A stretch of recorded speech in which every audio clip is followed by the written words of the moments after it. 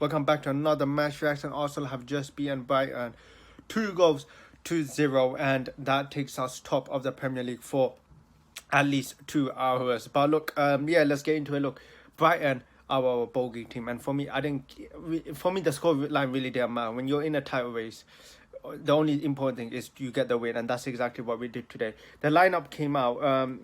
Obviously, the one thing I was looking out for, there was rumours of Thomas Partey potentially playing against Liverpool, sorry. And so I thought maybe there was a chance he might be on the bench today. If he was, that would be some indication he is ready. But it looked like he didn't even feature on the bench. A lot of players not on the bench today. The likes of Jorginho is not fit. Thomas Partey, of course. I'm trying to think of some Mohamed El Neni. A lot of injuries suddenly at this Arsenal team. But of course, we saw the introduction of Smith Rowe. Now he did play against for PSV, so he made it to the bench and he did play. But apart from that, it looked like our typical starting 11. For me, one player I was quite maybe you're not surprised, but I really did think he deserved at least some more minutes was Reece Nelson. Yeah, he came on at the end, but I feel like after that performance he dropped against PSV, I really think the guy deserves a chance. Maybe not starting, but for me, look, I don't see why he shouldn't start.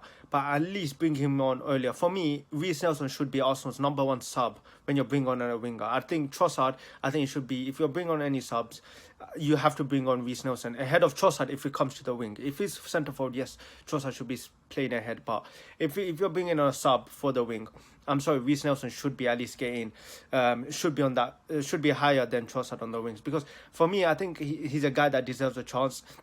When he does play really good. I think one thing about him, he always gives 100%. For me, that's why I was a bit surprised he didn't start today. But look, it was important that we got the win, and that's exactly what we did.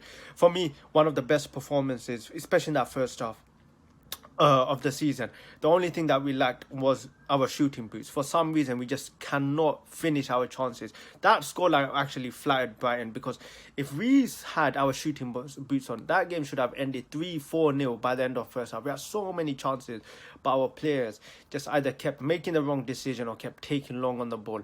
Off the top of my head, I remember when it was a brilliant pass by Odegaard, passes it back to Martinelli. Martinelli shoots over the top. And now when you're in a title race, you have to take these chances, because we saw the same thing against Aston Villa. We had a lot of chances, but we couldn't take it. And the same thing happened today, but thankfully we got the goal. I mean, that second half, especially just before the Jesus' goal, Odegaard had a brilliant chance, but he just took too long.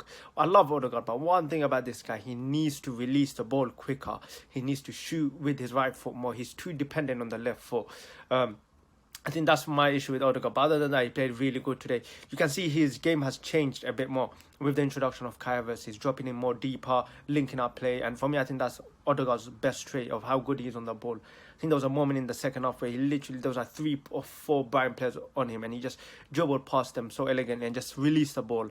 But yeah, I mean, one of the best performances of the season. 1-0, I was getting really nervous. There was a chance where Brighton almost scored. I remember, I think Gross was it, or someone, I forgot what his name was. He really should have scored, but he just hit it. I think it was a cut-in. But for me, look, Ben White, man, I like Ben White, but today this guy is simply, I think he didn't play that, I don't think he played that bad, but I think Mitoma just had him on toast today. I think anytime Mitoma had the ball, Ben White, you could just tell Ben White was reluctant to go one-on-one against him, and that's why you saw some parts of the game where Saliba switched with Ben White. But for me, look, Ben White, I think today he got away with that, but you could see Brighton were targeting that left-hand side, so the right-hand side of Arsenal, left-hand side of Brighton constantly, because they knew Ben White was a weak link there against Mitoma. But other than that, I think we played really good. Declan Rice, what performance.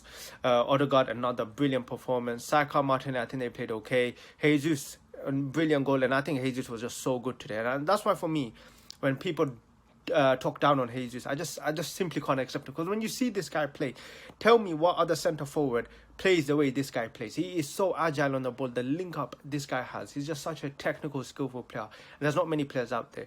He's just such a good player. And yes, it's only his shooting is his weakness, but for me, I think he's just such a good player, and that's why I'm reluctant for Arsenal to ever let this guy go.